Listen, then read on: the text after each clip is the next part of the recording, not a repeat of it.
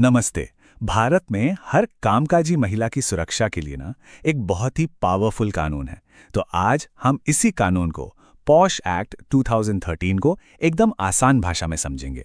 ये वो कानून है जो वर्क प्लेस पर हर किसी की सेफ्टी और डिग्निटी यानी सम्मान को इंश्योर करता है। तो इस कानून को समझने के लिए हम क्या-क्या देखने वाले हैं।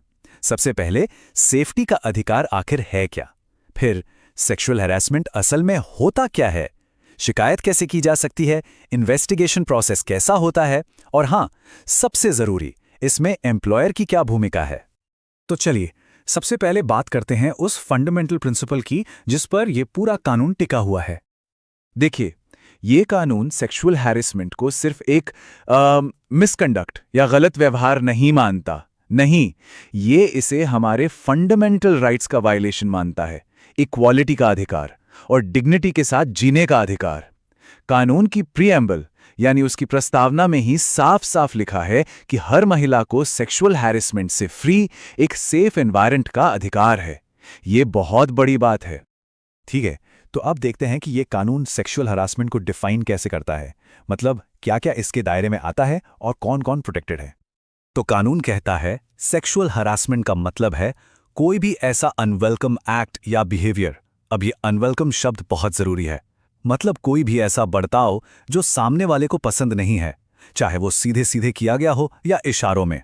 और हाँ, इसकी डेफिनेशन को जानबूझकर काफी ब्रॉड रखा गया है ताकि हर तरह के गलत व्यवहार को कवर किया जा सके। कानून में ना 5 तरह के एक्ट्स को तो सीधे सीधे सेक्सुअल हरासमेंट माना गया है, जैसे फिजिकल कॉन्टैक्ट या एडवांसेस करना, सेक्सुअल फेवर्स की डिमांड रखना, सेक्सुअली कलर्ड रिमार्क्स पास करना, पोर्नोग्राफी दिखाना, या फिर कोई भी दूसरा फिजिकल, वर्बल या नॉन वर्बल कंडक्ट जो सेक्सुअल नेचर का हो और जाहिर है अनवेलकम हो। अब एक और बहुत इंटरेस्टिंग चीज है इस कानून में, और वो है वर्क प्लेस की डेफिनेशन। ये सिर्फ ऑफिस की चारदीवारी तक सीमित नहीं है, बिल्कुल नहीं। इसमें वो हर जगह शामिल है जहां कोई भी एम्प्लॉई अपने काम के सिलसिले में जाता है। मतलब चाहे वो प्राइवेट सेक्टर का ऑफिस हो, कोई सरकारी डिपार्टमेंट हो, हॉस्पिटल हो, स्पोर्ट्स स्टेडियम हो, यहां तक कि कंपनी प्रोवाइडेड ट्रांसपोर्ट भी। काम के लिए अगर कहीं ट्रैवल किया जा रहा है तो वो भी वर्क प्लेस है, और डोमेस्टिक वर्कर्स के लिए तो उनका घर भी वर्क प्लेस माना जाता है। तो स्कोप काफी वाइड है। और ये प्रोटेक्शन किसे मिलता है? तो कानून कहता है किसी भी उम्र की महिला, चाहे वो एम्प्लॉयड हो या नहीं। इसका मतलब है इसमें regular employees, trainees, contract workers, अरे यहां तक कि ऑफिस में आई कोई विजिटर भी शामिल है अगर वो सेक्सुअल हरासमेंट का आरोप लगाती है। तो अब जब डेफिनेशंस क्लियर हैं, तो अगला स्टेप ये समझना है कि शिकायत करने का रास्ता क्या है। शिकायत करने के लिए ना 2 तरह की कमिटीज होती हैं। एक है इंटरनल कमिटी या आईसी, ये उन वर्क प्लेसेस के लिए है जहां 10 या उससे ज्यादा एम्प्लॉयज हैं। और दूसरी है लोकल कमिटी या एलसी, ये उन जगहों के लिए है जहां 10 से कम एम्प्लॉयज हैं, या फिर, और ये इंपॉर्टेंट है, अगर शिकायत खुद एम्प्लॉयर के खिलाफ हो। प्रोसेस भी काफी स्ट्रेट फॉरवर्ड है।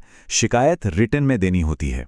टाइमलाइन का ध्यान रखना जरूरी है, इंसिडेंट के 3 महीने के अंदर। हाँ, अगर हैरेसमेंट इंसिडेंट्स की एक सीरीज है तो लास्ट इंसिडेंट के 3 महीने के अंदर कंप्लेंट की जा सकती है। और एक और अच्छी बात, अगर किसी को कंप्लेंट लिखने में मदद की जरूरत है तो कमिटी को वो असिस्टेंस देनी ही होगी।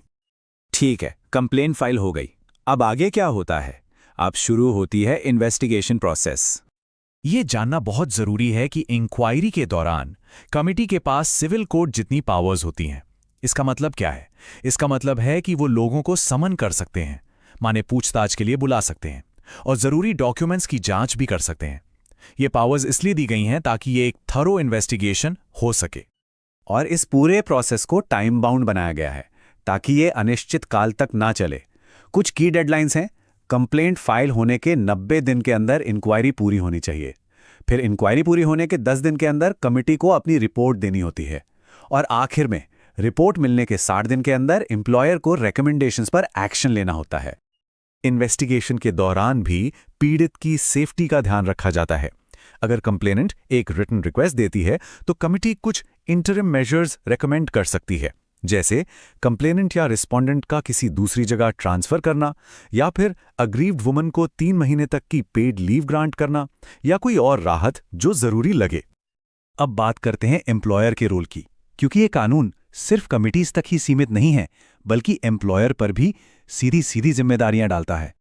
तो एम्प्लॉयर की ड्यूटीज क्या हैं? सबसे पहले तो सेफ वर्किंग एनवायरनमेंट प्रोवाइड करना, इंटरनल कमेटी बनाना और इसके काम में सपोर्ट करना, वर्कप्लेस पर सेक्सुअल हैरेसमेंट के कॉन्सिक्वेंसेस और आईसी की डिटेल्स डिस्प्ले करना, रेगुलर अवेयरनेस वर्कशॉप्स कराना सभी एम्प्लॉयज़ के लिए, और तो और सेक्सुअल हैरेसमेंट को सर्विस रूल्स के तहत एक मिसकंडक्ट मानना, और हाँ, अगर कंप्लेनेंट पुलिस में शिकायत दर्ज करना चाहे तो उसमें भी असिस्ट करना। और अगर कोई एम्प्लॉयर इन ड्यूटीज को पूरा नहीं करता तो नॉन कंप्लायंस के लिए पेनल्टीज भी हैं, जैसे अगर इंटरनल कमेटी नहीं बनाई तो पहली बार में 50,000 रुपए तक का जुर्माना हो सकता है।